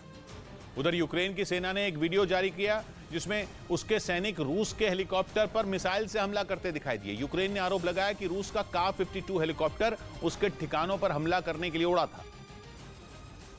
तभी यूक्रेन के जवानों ने उस पर मिसाइल से हमला कर दिया। यूक्रेन की तरफ से इस हमले का जो वीडियो जारी किया गया उसमें रूस का का-52 हेलीकॉप्टर आसमान में उड़ता नजर आया, जो इस बात से बिल्कुल बेखबर था कि दुश्मन उस पर पहले से नजर बनाए हुए है। जैसे ही हेलीकॉप्टर टारगेट पर आया, यूक्रेन की सेना ने उस पर मिसाइल से हमला कर दिया, जो पलक झपकते ही हवा को चीरती हुई उससे जा टकराई। मिसाइल के टकराते ही का-52 हेलीकॉप्टर से धुआं निकलने लगा और देखते ही देखते वो जमीन पर आ गिरा। इस हमले में रूस का हेलीकॉप्टर पूरी तरह तबाह हो गया और जिस का-52 हेलीकॉप्टर को यूक्रेन की सेना ने बर्बाद किया उसे रूस का सबसे ताकतवर लड़ाकू हेलीकॉप्टर माना जाता है, क्योंकि उसे लंबी दूरी के टारगेट को तबाह करने के लिए बनाया गया है। यही नहीं, ये जमीन पर एक साथ कई टारगेट पर हमला करने में भी सक्षम है। यानी कई टैंक और बख्तरबंद गाड़ियों को ये एक साथ मिसाइल हमले में तबाह करने की क्षमता रखता है और इसमें लगे सेंसर और कैमरे रात में भी काम कर सकते हैं, जिनकी मदद से ये अंधेरे में भी अपने टारगेट की पहचान कर उसे ध्वस्त कर सकता है। इधर अजरबैजान ने ईरान और आर्मेनिया जैसे अपने पड़ोसियों को धमकाने के लिए अपने दोस्त तुर्की के साथ मिलिट्री ड्रिल शुरू कर दी। अजरबैजान और आर्मेनिया जमीन के एक टुकड़े के लिए एक दूसरे के खून के प्यासे बने हुए हैं। उनकी लड़ाई में ईरान ने आर्मेनिया से हाथ मिलाया हुआ है तो तुर्की अजरबैजान के साथ खड़ा है। इसलिए ईरान और आर्मेनिया को अपनी हद में रहने की चेतावनी देने के लिए तुर्की और अजरबैजान ने अपना दमखम दिखाया। दोनों की सेना, एयरफोर्स, स्पेशल यूनिट, इंटेलिजेंस समेत कई यूनिटों ने जंग के मैदान में अलग अलग मिशनों को अंजाम देने की प्रैक्टिस की, ताकि अगर उनकी तरफ कोई आंख उठाकर भी देखे तो दोनों मिलकर मुंहतोड़ जवाब दे सकें। लेकिन अजरबैजान का तुर्की के साथ ये सैन्य अभ्यास इसलिए भी अहम है क्योंकि खबर है कि ईरान के 14 नागरिक अजरबैजान में घुसपैठ कर चुके हैं और ईरान अजरबैजान का वो दुश्मन है जो ये तक कह चुका है कि अगर अजरबैजान ने आर्मेनिया की जमीन पर कब्जा किया तो वो खुद भी उनकी जंग में कूद जाएगा। ऐसे में ईरान के नागरिकों के अपने देश में बिना इजाजत दाखिल होने की रिपोर्ट ने अजरबैजान के कान खड़े कर दिए। अजरबैजान को डर है कि कहीं ईरान उसकी जासूसी कराने या वहां किसी हमले की साजिश तो नहीं रच रहा, इसलिए उसने ईरान को एक नोट भेजकर स्पष्टीकरण मांगा। इस बीच उत्तर प्रदेश के मथुरा में पुलिस ने शाही ईदगाह मस्जिद के पास से एक हिंदूवादी संगठन के कार्यकर्ता को गिरफ्तार कर लिया। इससे पहले अखिल भारत हिंदू महासभा नाम के इस हिंदूवादी संगठन ने शाही ईदगाह मस्जिद के अंदर हनुमान चालीसा पढ़ने का ऐलान किया था, जिसके बाद से ही पुलिस अलर्ट पर थी। ऐसे में जैसे ही अखिल भारत हिंदू महासभा नाम के हिंदूवादी संगठन का ये कार्यकर्ता कांवड़ लेकर शाही ईदगाह मस्जिद के पास पहुंचा, पुलिस ने उसे गिरफ्तार कर लिया। छोड़ो ना, छोड़ दो। पुलिस ने इस शख्स को जबरदस्ती अपनी गाड़ी में बैठाया और थाने ले गई। चढ़ाना चाहते हो आप? हाँ, उसका शुद्धिकरण करना चाहते हैं हम। अखिल भारत हिंदू महासभा के ऐलान के बाद से ही पुलिस की तरफ से शहर के चप्पे चप्पे पर चौकसी बढ़ा दी गई। पुलिस वालों ने शांति बनाए रखने के लिए फ्लैग मार्च भी निकाला और जगह जगह बैरिकेडिंग कर लोगों की चेकिंग की। पूरी सिचुएशन बिल्कुल सामान्य है। इस कार्यकर्ता के अलावा पुलिस ने इसी हिंदूवादी संगठन से जुड़े 6 और कार्यकर्ताओं को हनुमान चालीसा समेत हाउस अरेस्ट कर लिया। उधर सानिया मिर्जा से अनबन की खबरों के बीच पाकिस्तानी क्रिकेटर शोएब मलिक ने अपने बेटे के साथ बिताए लम्हों का एक वीडियो सोशल मीडिया पर साझा किया। खबर है कि वो लंका प्रीमियर लीग के लिए श्रीलंका रवाना होने से पहले अपने बेटे को कार में घुमाने ले गए, जिसमें वो अपने बेटे इजहान के साथ एक लैम्बोर्गिनी कार में बैठे दिखाई दिए। वीडियो में उनके बेटे इजहान की तरफ का दरवाजा खुला नजर आया और शोएब मलिक उसके साथ ठहाके लगाते हुए कुछ बातें करते दिखे। पिता की कुछ बातों पर बेटा भी सिर हिलाता दिखाई दिया। कुछ देर तक बेटे से बात करने के बाद शोएब मलिक कार से बाहर निकलते दिखे और उन्होंने इस वीडियो को सोशल मीडिया पर साझा करते हुए लिखा कि लंका प्रीमियर लीग के लिए उड़ान भरने से पहले पिता और बेटे का क्वालिटी टाइम और लॉन्ग ड्राइव। हालांकि इस वीडियो में सानिया मिर्जा नजर नहीं आई, जिसके बाद उनके और शोएब मलिक के रिश्ते में आई दरार की अटकलों ने फिर जोर पकड़ लिया। इस बीच पश्चिमी मीडिया ने दावा किया कि रूस ने एक बार फिर भारी संख्या में हथियार बेलारूस भेज दिए, जिसके बाद आशंका जताई जा रही है कि यूक्रेन के उत्तर के इलाके में रूसी सेना का भीषण हमला हो सकता है, क्योंकि रूस ने इस बार 1-2 नहीं बल्कि एक साथ 15 तोड़ M2 मिसाइल सिस्टम बेलारूस भेजे। रूस का यह मिसाइल सिस्टम बेहद खतरनाक बताया जाता है और जमीन से एक साथ कई मिसाइलें दागने की क्षमता रखता है। रूस ने अपने हथियारों के जखीरे को एक ट्रेन के जरिए बेलारूस भेजा। हथियारों से लदी इस ट्रेन का एक वीडियो भी सामने आया। दावा किया गया कि रूस ने तोर M2 मिसाइल सिस्टम के साथ ही कई दूसरे घातक हथियार भी बेलारूस भेजे, जिसके बाद इस बात की आशंका तेज हो गई कि यूक्रेन के उत्तरी इलाकों पर एक बार फिर खतरा मंडरा सकता है, क्योंकि रूस बेलारूस में रखे गए हथियारों का इस्तेमाल करके ही वहां से लगी यूक्रेन की सीमा पर धावा बोलता है और इसके साथ ही वो बेलारूस की जमीन से मिसाइलें भी बरसाता है। और इसीलिए दावा किया जा रहा है कि वो बेलारूस से लगी यूक्रेन की सीमा के पास तोर M2 मिसाइल सिस्टम तैनात करने जा रहा है, ताकि पुतिन का एक इशारा मिलते ही हमला बोल दिया जाए। हालांकि रक्षा विशेषज्ञ इसे पुतिन का बचाव में उठाया गया कदम बता रहे हैं, क्योंकि जिस तरह से पुतिन ने बेलारूस को अपने हथियारों का डिपो बना रखा है, उन्हें भी हमले का डर सताने लगा है। खुद बेलारूस कई बार इस बात का डर जता चुका है कि अमेरिका और नेटो के दूसरे देश उस पर हमला कर सकते हैं। जानकारों के मुताबिक जल्द ही यूक्रेन के उत्तरी हिस्से में जंग का मोर्चा खुल सकता है, जिसमें न चाहते हुए भी बेलारूस को जंग में कूदना पड़ेगा, और ऐसा हुआ तो वो यूक्रेन और उसके मददगारों के सीधे निशाने पर होगा। कहा जा रहा है कि इसी वजह से पुतिन ऐसी तैयारी में जुटे हैं कि बेलारूस को बचाया जा सके। उधर इटली के स्त्रोम्बोली द्वीप पर एक ज्वालामुखी में इतना जोरदार विस्फोट हुआ कि वहां भूकंप आ गया। ज्वालामुखी फटने के बाद लोगों को द्वीप के करीब न जाने की चेतावनी जारी की गई, क्योंकि ज्वालामुखी से लगातार गैस और लावा तेजी से निकल रहा है। ज्वालामुखी के फटने के बाद का जो वीडियो सामने आया, उसमें लावे से निकलने वाली राख चारों तरफ फैलती नजर आई। काफी दूर तक ज्वालामुखी की राख का गुबार किसी बवंडर की तरह दिखा। यही नहीं, कुछ हिस्सों में तो धधकते लावे से शोले निकलते नजर आए। स्त्रोम्बोली द्वीप के आसपास रहने वाले लोगों को अलर्ट कर दिया गया है। गनीमत यह रही कि ज्वालामुखी के फटने के बाद आए भूकंप से किसी तरह का नुकसान नहीं हुआ। इधर जांच एजेंसियों ने दावा किया कि दाऊद ने पाकिस्तान के साथ मिलकर ड्रग्स तस्करी के लिए विदेशी नामों का इस्तेमाल शुरू कर दिया है। बताया गया कि ड्रग्स तस्करी का यह तरीका इसलिए अपनाया गया ताकि भारत की एजेंसियों को भटकाया जा सके और नए साल के मौके पर बड़े पैमाने पर भारत में ड्रग्स भेजे जा सकें। एनसीबी के मुताबिक इसके लिए दाऊद इब्राहिम ने एक नया तरीका इजाद कर लिया है। दावा किया गया कि अब वो ड्रग्स की तस्करी के लिए पाकिस्तानी नावों का इस्तेमाल नहीं कर रहा है, बल्कि वो श्रीलंका और ईरान की नावों से ड्रग्स और हथियार भारत भेज रहा है, क्योंकि पाकिस्तान की नावों पर कोस्ट गार्ड की नजर ज्यादा होती है। इसलिए श्रीलंका और ईरान की नाव के जरिए उसे भटकाने की कोशिश की जाती है। इसके साथ ही नाव पकड़े जाने पर सीधे दाऊद और पाकिस्तान का नाम भी सामने नहीं आता। कोई लिंक मिले नहीं अथॉरिटीज को, अगर वो पकड़े भी जाए बोट तो उसका लिंक उन तक ना पहुंची। बताया गया कि इसी तरीके से नए साल पर भारी मात्रा में ड्रग्स भारत भेजने की तैयारी थी, लेकिन वक्त रहते ही जांच एजेंसियों ने दाऊद की इस साजिश का पता लगा लिया और एनसीबी ने कुछ रोज पहले ही श्रीलंका और ईरान की नाव जब्त करने का दावा भी किया। इस बीच दक्षिण कोरिया और अमेरिका की मिलिट्री ड्रिल पर भड़के उत्तर कोरिया ने दूसरे दिन भी बमों की बौछार कर दी। एक दिन पहले उत्तर कोरिया ने दावा किया था कि उसने दक्षिण कोरिया के नजदीक 130 से ज्यादा बम बरसाए, जिसके अगले दिन भी उत्तर कोरिया ने बमों की बारिश थमने नहीं दी। खबर है कि उसने दक्षिण कोरिया पर दबाव बनाने के मकसद से उसकी सीमा के नजदीक एक के बाद एक कई बम बरसाए। इस दौरान कुछ बम तो दक्षिण कोरिया की समुद्री सीमा के बेहद नजदीक आकर गिरे, जिसके बाद दक्षिण कोरिया ने इस पर कड़ी आपत्ति जताई। लेकिन उत्तर कोरिया ने जंग की तैयारी जारी रखी। वो पिछले कई महीनों से दक्षिण कोरिया के साथ साथ अमेरिका पर भी बौखलाया हुआ है। इसकी वजह है युद्ध का अभ्यास जो इन दोनों देशों के बीच लंबे वक्त से चल रहा है। अमेरिका और दक्षिण कोरिया की सेनाएं मिलकर पिछले कई हफ्तों से मिलिट्री ड्रिल कर रही हैं और उत्तर कोरिया इसी बात पर भड़का हुआ है। वो इस साल अपनी कई मिसाइलों का टेस्ट कर चुका है। साथ ही खबर है कि वो परमाणु बम का भी परीक्षण करने की तैयारी में है। इधर राजस्थान के झुंझुनू से रोंगटे खड़े कर देने वाला एक वीडियो सामने आया। वहां कुछ बदमाशों ने एक गाड़ी में जमकर तोड़फोड़ की। बाद में इसका वीडियो सोशल मीडिया पर वायरल हो गया, जिसमें वो बदमाश उस गाड़ी पर पत्थरबाजी करते नजर आए। इस घटना का जो वीडियो सामने आया उसमें सड़क किनारे खड़ी एक गाड़ी को कुछ लोग घेर कर उस पर ईंटों की बरसात करते दिखाई दी, जबकि कुछ लोग उस पर डंडों से हमला करते नजर आए। बदमाश उस गाड़ी में तोड़फोड़ कर ही रहे थे, तभी वहां मौजूद एक पिकअप वैन ने उस गाड़ी को जोरदार टक्कर मार दी। इसके बाद जो हुआ, ब्रेक के बाद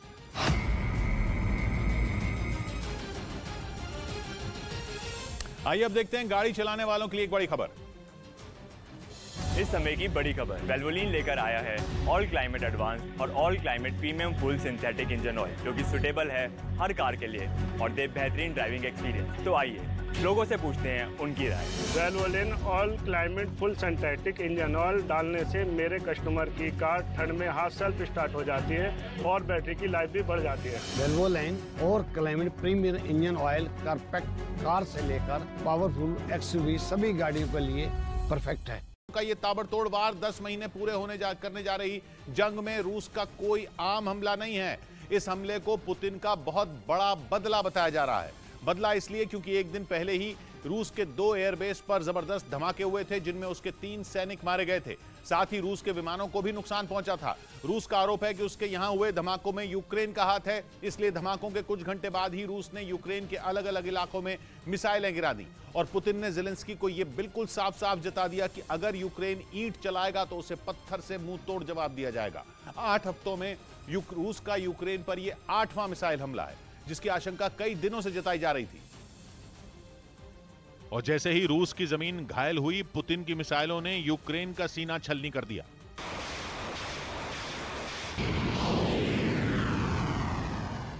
ज़ेलेंस्की को अपना गुस्सा दिखाने के लिए पुतिन ने बिल्कुल भी वक्त जाया नहीं किया और अपनी दर्जनों मिसाइलें यूक्रेन पर गिरा दी। बताया गया कि रूस के हमलों से यूक्रेन के कई इलाकों में बिजली और पानी की सप्लाई ठप पड़ गई। यहां तक कि 4 लोगों की जान जाने की भी खबर है। हालांकि यूक्रेन ने दावा किया कि उसने भी रूस का डटकर मुकाबला किया और रूस की तरफ से दागी गई 70 मिसाइलों में 60 मिसाइलों को मार गिराया।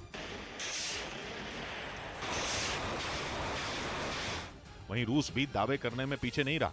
उसने कहा कि उसकी मिसाइलों ने अपने सभी 17 निशानों को खत्म करके ही दम लिया। क्योंकि एक दिन पहले रूस के 2 एयरबेस पर जोरदार धमाके हुए थे। पहले तो रूस ने इन धमाकों पर चुप्पी साधी रखी, लेकिन फिर दावा किया कि यह यूक्रेन की साजिश थी, जिसने अपने ड्रोन रूस की तरफ छोड़ दिए और रूस के 2 बेहद अहम एयरबेस आग की लपटों में धधक उठे। पहला धमाका रूस के रिजाइन इलाके में मौजूद एयरबेस में हुआ। हमले के बाद यूक्रेन की एयरफोर्स के वेरीफाइड ट्विटर अकाउंट से 2 तस्वीरें पोस्ट की गईं, जिनमें एक फोटो में रूस के एक विमान का कचूमर निकला हुआ दिखा। पोस्ट में यूक्रेन की वायुसेना ने जश्न मनाते हुए इमोजी के साथ लिखा, रिजाइन क्या हुआ। मतलब यूक्रेन रूस पर हुए हमले का इस तरह मजाक उड़ा रहा था मानो रूस के एयरबेस की सूरत बिगाड़ने में उसका ही हाथ हो। वहीं दूसरा धमाका रूस के सरातफ इलाके के एयरबेस पर हुआ था। रूस के इन दोनों एयरबेसों पर परमाणु बम दागने वाले बॉम्बर तैनात रहते हैं और धमाकों में 2 बॉम्बरों को नुकसान भी पहुंचा। इसके बाद रूस ने दावा ठोक दिया कि उसके दोनों एयरबेस पर हुए धमाके कोई हादसा नहीं बल्कि हमला थे, जिन्हें अंजाम देने वाले यूक्रेन के ड्रोन थे। हालांकि रूस का रिजाइन और सरातफ इलाका यूक्रेन से सैकड़ों किलोमीटर की दूरी पर है। इसलिए अगर यूक्रेन ने रूस में धमाके कराए तो यह रूस के लिए खतरे की घंटी है, क्योंकि इसका मतलब यह है कि यूक्रेन की पहुंच रूस के काफी अंदर मौजूद उसके अहम सैन्य अड्डों तक हो गई है। शायद यही वजह है कि रूस के मिसाइल हमलों पर यूक्रेन भी हाथ पर हाथ धरे नहीं बैठा रहा। रूस ने आरोप लगाया कि यूक्रेन ने लगातार दूसरे दिन उसके एक तीसरे एयरबेस पर ड्रोन अटैक कर दिया, जिसके सामने आए एक वीडियो में बिजली से जगमग मकानों के बीच आग की ज्वाला भड़कती दिखी। कहा गया कि ड्रोन अटैक की वजह से एयरबेस में एक तेल टैंकर ने आग पकड़ ली। जो आग मीलों दूर से ही इतनी तेज दिख रही थी, असल में वो बेहद विकराल रही होगी। ऐसा लग रहा था मानो किसी ज्वालामुखी से लावा फूट रहा हो। बताया गया कि इस बार निशाना रूस के कुर्स्क इलाके में मौजूद एयरबेस बना। रूस का कुर्स्क इलाका यूक्रेन के बॉर्डर से लगता है, इसलिए रूस ने वहां लगी आग के पीछे यूक्रेन का हाथ बता दिया। हालांकि यूक्रेन ने किसी भी हमले की जिम्मेदारी नहीं ली। इस बीच रूस के राष्ट्रपति ने धमाके की वजह से टूटे क्राइमिया ब्रिज का दौरा किया। व्लादिमीर पुतिन ने रूस को क्राइमिया से जोड़ने वाले कर्च ब्रिज पर खुद कार चलाई और धमाके के बाद पुल की हालत का जायजा लिया। जो वीडियो सामने आया उसमें रूस के राष्ट्रपति कर्च ब्रिज पर ड्राइविंग करते दिखे। उन्होंने 2 महीने पहले धमाके में टूटे इस पुल पर मर्सिडीज चलाई और यह देखा कि कर्च ब्रिज की मरम्मत में कितना समय और लग सकता है। पुतिन ने कार से उतरकर भी 19 किलोमीटर लंबे इस पुल का जायजा लिया। उस वक्त उनके साथ रूस के उप प्रधानमंत्री भी दिखाई दिए। 8 अक्टूबर को कर्च ब्रिज पर धमाका हुआ था, जिसमें उसका एक हिस्सा टूटकर समंदर में गिर गया था। जिस हिस्से पर धमाका हुआ था वो बुरी तरह जल गया था, जिस वजह से अब कर्च ब्रिज के केवल एक तरफ से आना जाना हो सकता है। इस धमाके के बाद जितनी ऊंची आग की लपटें पुल से उठी, उतना ही तेज पारा पुतिन का भी चढ़ा। और रूस ने कर्च ब्रिज पर धमाके का आरोप यूक्रेन पर लगाया और ब्रिज की मरम्मत शुरू करवा दी।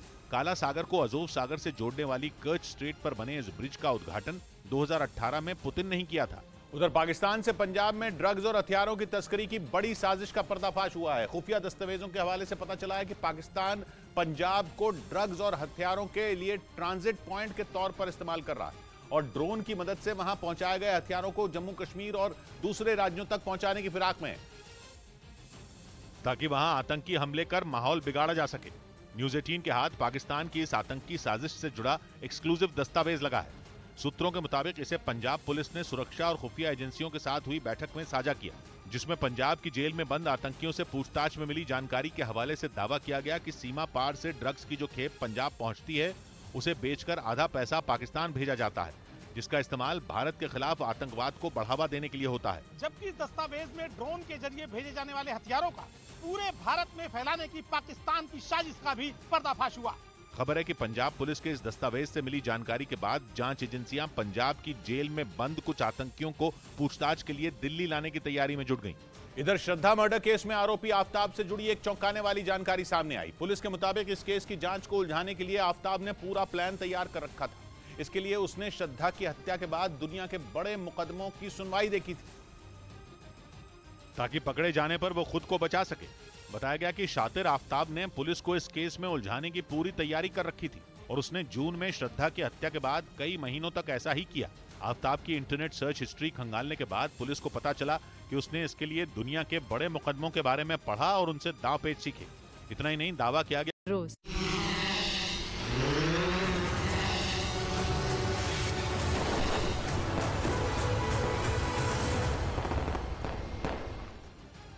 ब्रेकिंग न्यूज आ रही है इजरायल और ईरान के बीच चल रहे तनाव पर। खबर है कि दोनों देशों के बीच जंग के हालात बनते दिख रहे हैं। यूक्रेन में चल रही जंग के बीच एक और जंग छिड़नी तय दिखने लगी है।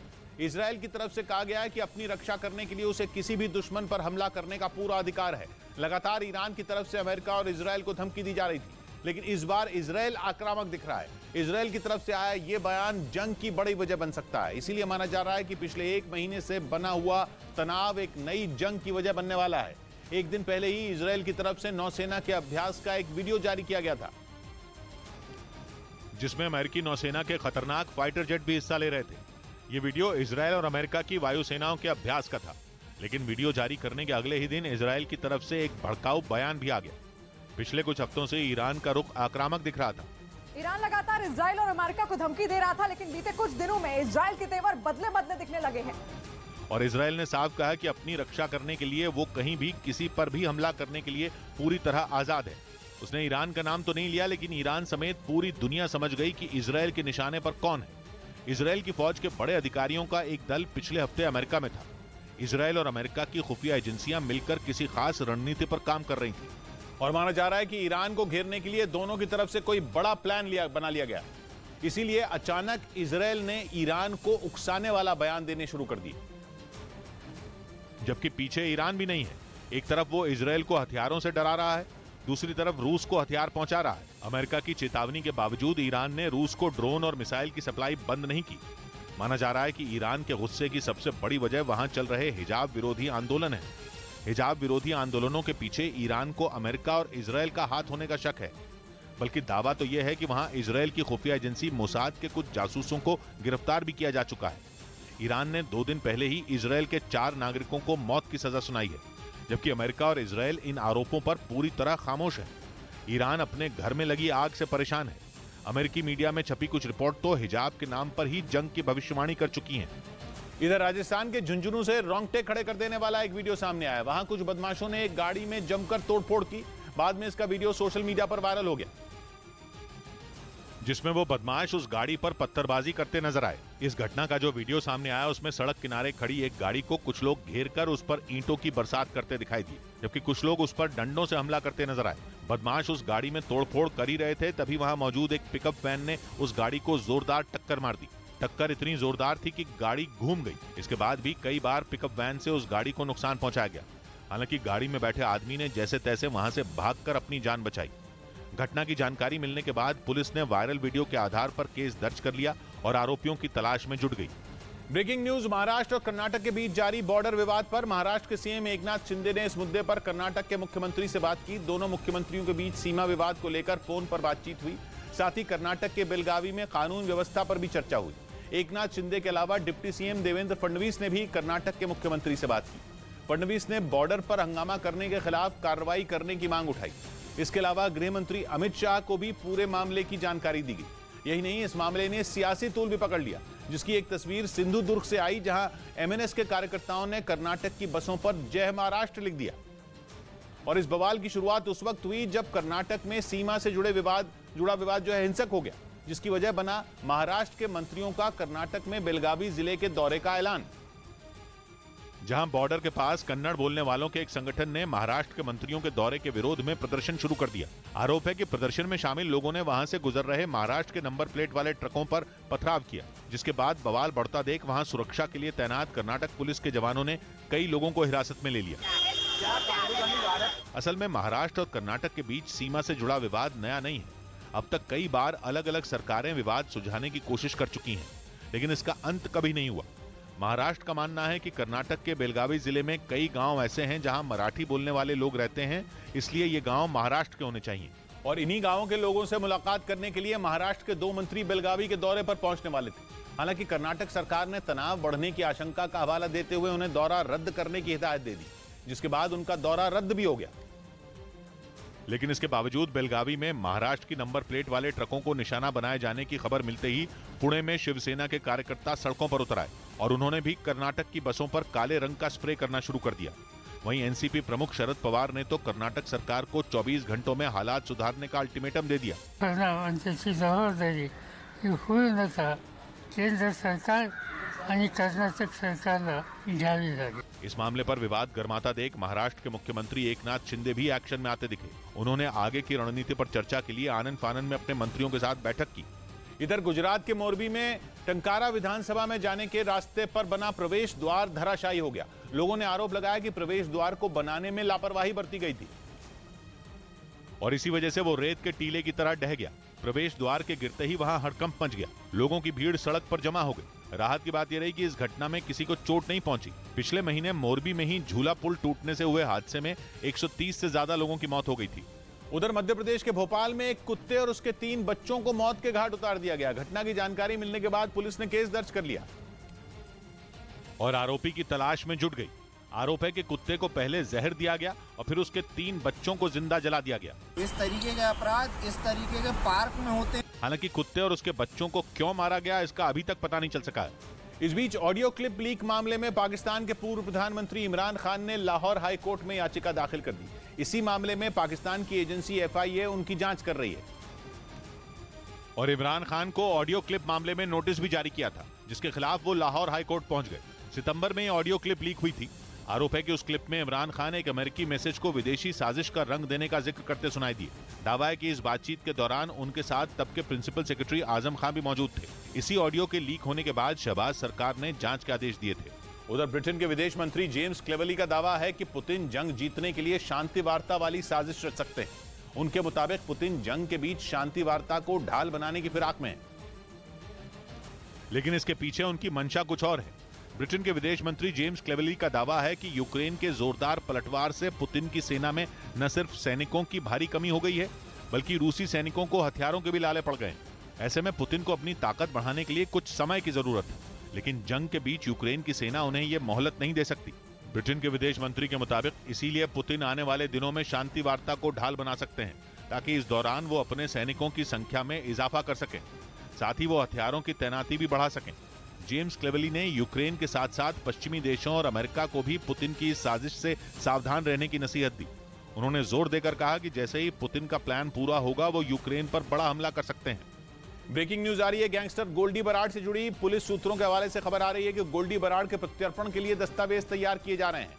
पुलिस सूत्रों के मुताबिक गोल्डी बराड़ अमेरिका के कैलिफोर्निया में FBI की निगरानी में है। सूत्रों के मुताबिक गोल्डी बराड़ को भारत लाने की प्रक्रिया जारी है। पुलिस सूत्रों के मुताबिक गोल्डी बराड़ कैलिफोर्निया में 24 घंटे FBI की निगरानी में है। इससे पहले गोल्डी बराड़ के नाम से सामने आई सोशल मीडिया पोस्ट में यह दावा किया गया था कि वो किसी हिरासत में नहीं है, लेकिन पुलिस के सूत्र दावा कर रहे हैं कि वो अमेरिकी खुफिया एजेंसी के शिकंजे में है। चमन भरानी हमारे साथ जुड़ रहे हैं। चमन, उधर तो एक इंटरव्यू आया यूट्यूब पे कि वो गोल्डी बराड़ किसी हिरासत में नहीं है, अब ये क्या हो रहा है? जी किशोर, देखिए जिस तरह से गोल्डी बराड़ को लेकर सोशल मीडिया पर जो अफवाहें फैला रही थी, उसी को लेकर पंजाब पुलिस के जो पुख्ता सूत्र हमारे वो बता रहे हैं कि गोल्डी बराड़ जो है 24 घंटे जो है वो FBI की निगरानी पर है और इस वक्त जो गोल्डी बराड़ है जो अमेरिका के कैलिफोर्निया में मौजूद है, तो उसको लेकर पंजाब पुलिस ने जो है उसको भारत लाने के लिए जो दस्तावेज है वो भी तैयार कर लिए गए हैं और बहुत जल्द जो है भारत लाने की जो है गोल्डी बराड़ को जो है वो तैयारी की जा रही है। जी शुक्रिया चमन आपका। इधर टाटा ग्रुप के पूर्व चेयरमैन साइरस मिस्त्री की मौत के 3 महीने बाद सड़क हादसे वाली जगह पर क्रैश कुशन लगा दिया ताकि उस तरह का खतरनाक रोड एक्सीडेंट किसी दूसरे शख्स की जिंदगी न छीन सके। क्योंकि मुंबई अहमदाबाद हाईवे पर ठीक यही जगह साइरस मिस्त्री की मौत की वजह बनी थी। इसलिए उस हादसे से सबक लेते हुए प्रशासन ने हाईवे पर क्रैश कुशन लगा दिया। क्रैश कुशन सड़क पर चलती गाड़ियों की टक्कर होने पर उन्हें नुकसान होने से बचाने में मदद करता है। सितंबर में गुजरात से मुंबई जाते हुए इसी हाईवे पर भयानक कार हादसे में साइरस मिस्त्री समेत 2 लोगों की मौत हो गई थी। उधर हिजाब विरोधी प्रदर्शनों की आग में सुलग रहे ईरान ने अपनी एक एथलीट के घर पर बुलडोजर चला दिया। खबर है कि उस एथलीट ने दक्षिण कोरिया में हुई रॉक क्लाइंबिंग की एक प्रतियोगिता में हिजाब पहने बिना हिस्सा लिया था, जिसके बाद ईरान की सरकार का पारा चढ़ गया और एथलीट का मकान ही तोड़ दिया गया। मकान इस तरह जमींदोज हो चुका था कि ऐसा लगा मानो वहां जलजला आया हो। सब कुछ बर्बाद था, मकान की एक दीवार तक नहीं बची थी। एथलीट ने अपनी मेहनत और हुनर से जो मेडल जीते थे वो भी जमीन पर गिरे हुए नजर आए। अपने टूटे आशियाने को देखकर एथलीट का भाई भी बिलख रहा था। अक्टूबर में हुई प्रतियोगिता में एथलीट ने बिना हिजाब पहने रॉक क्लाइंबिंग की थी। दावा है कि इसी बात का एथलीट को अंजाम भुगतना पड़ा, बल्कि उसे और उसके भाई को गिरफ्तार भी कर लिया गया। हालांकि ईरान के मीडिया ने दावा किया कि एथलीट के घर पर बुलडोजर चलाने की कार्रवाई का उसके हिजाब पहनने या न पहनने से कोई लेना देना नहीं, बल्कि वो मकान ही बिना इजाजत बनवाया गया था। इस बीच लगातार तीसरे दिन शेयर बाजार में गिरावट दर्ज की गई। सेंसेक्स और निफ्टी दोनों लाल निशान पर बंद हुए और सेंसेक्स 208 अंकों की गिरावट के साथ 62,626 पर आ गया। वहीं निफ्टी 58 अंक गिरकर 18,642 पर बंद हुआ।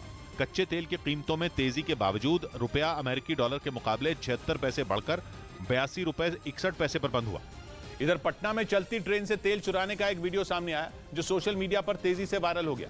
ट्रेन बिहटा के एक तेल डिपो में जा रही थी, लेकिन वहां पहुंचने से पहले ही कुछ लोगों ने चलती ट्रेन से तेल की चोरी कर ली। सामने आए वीडियो में लोग हाथों में बाल्टी लिए तेल निकालते दिखे। लोग अपनी जान की परवाह किए बिना ही चलती ट्रेन के साथ दौड़ लगाते नजर आए। ट्रेन की रफ्तार धीमी थी, जिसकी वजह से लोगों ने आसानी से तेल चुरा लिया। उधर तेलुगु फिल्म हिट 2 ने अमेरिकी बॉक्स ऑफिस पर धमाल मचा दिया। फिल्म हिट 2 ने अमेरिका में $7 लाख यानी भारतीय रुपयों में करीब 6 करोड़ रुपए की कमाई की। और इस फिल्म के क्रेज को देखते हुए बताया गया कि यह आंकड़ा $10 लाख से भी ऊपर पहुंच सकता है। फिल्म हिट 2 पूरी दुनिया में अब तक 35 करोड़ रुपए का कारोबार कर चुकी है। इस बीच राजस्थान के कोटा में विरोध प्रदर्शन के लिए जुटे बीजेपी के कार्यकर्ताओं पर पुलिस ने जमकर लाठियां बरसाईं। वो राजस्थान पहुंची राहुल गांधी की भारत जोड़ो यात्रा का विरोध करने इकट्ठा हुए थे और राजस्थान सरकार के अधूरे वादों को पूरा करने का ज्ञापन राहुल गांधी को सौंपना चाहते थे। बीजेपी जिंदाबाद, बीजेपी जिंदाबाद। हालांकि जैसे ही उन्हें आगे बढ़ने से रोका गया, वो जमीन पर बैठ गए और वहीं हंगामा शुरू कर दिया, जिसके बाद पुलिस ने उन्हें वहां से हटाने के लिए लाठियां भांजनी शुरू कर दी।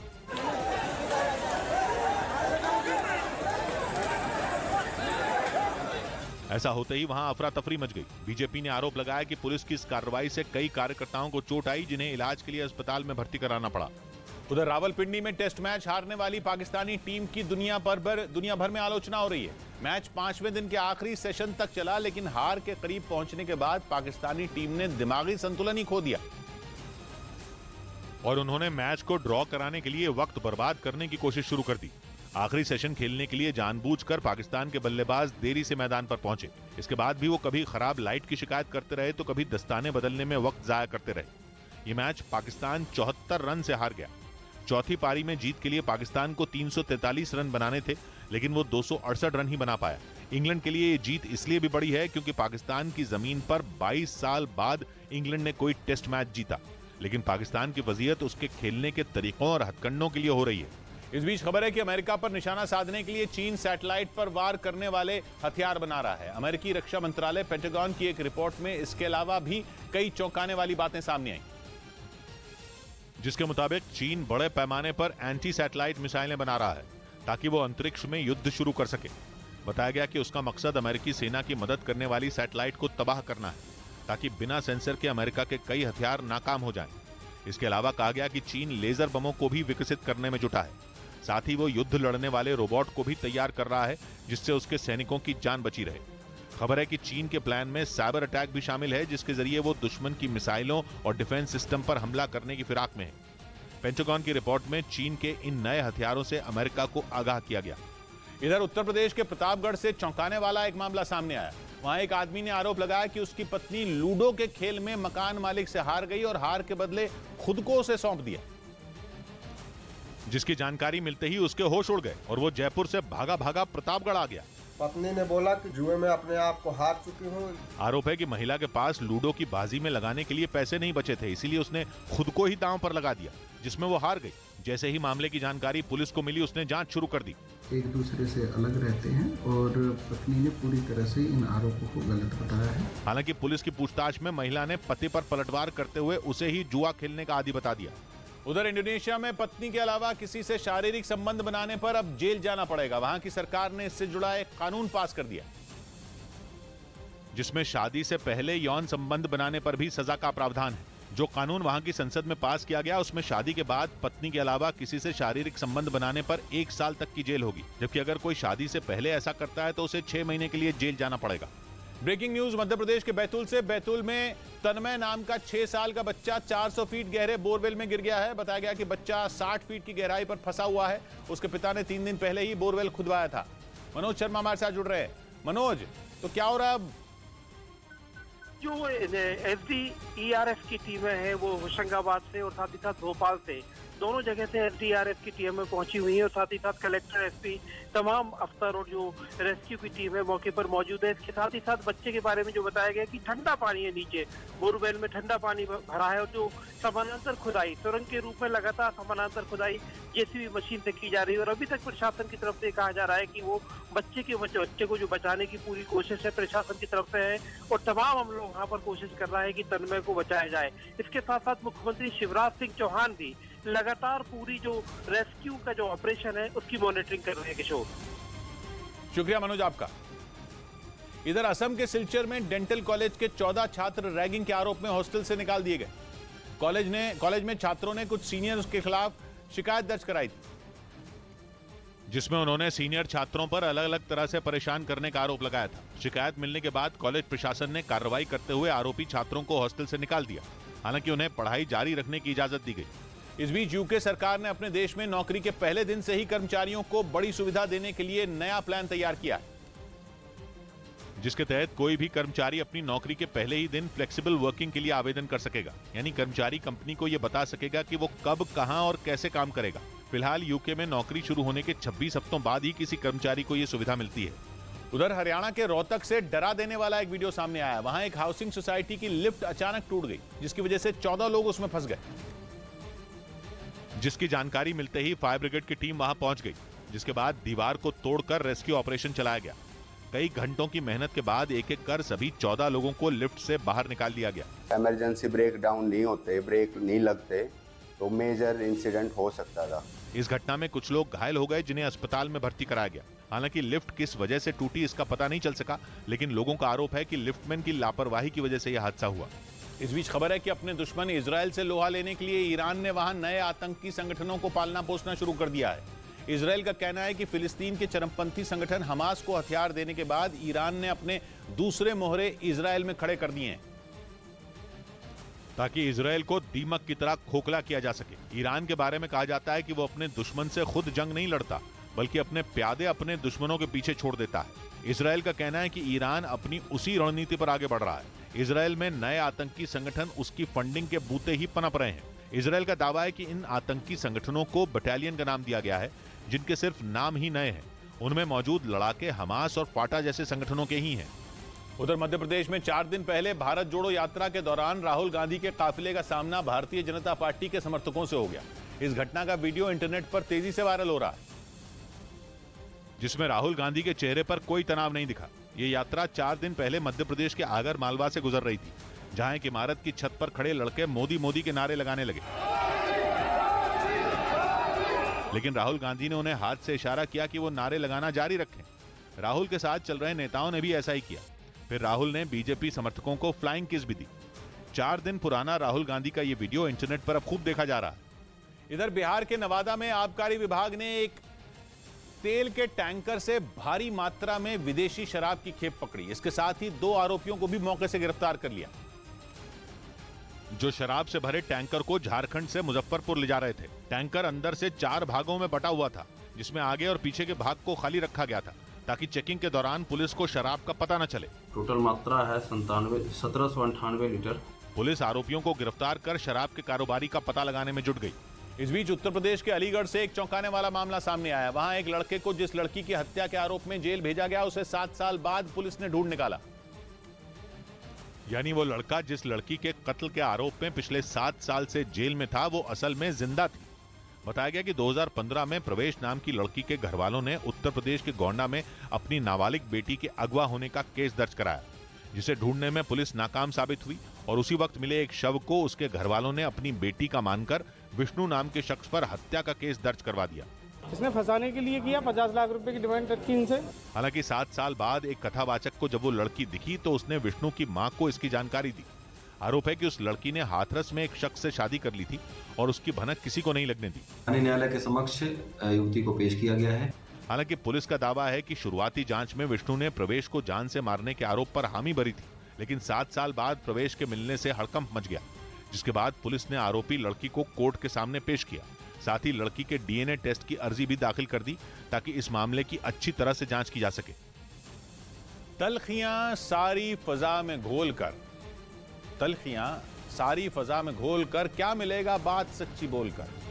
100 बात की एक बात कही विनोद ने, शौक बिकने का अगर इतना ही है, जिस्म क्या फिर रूह का भी मोल कर।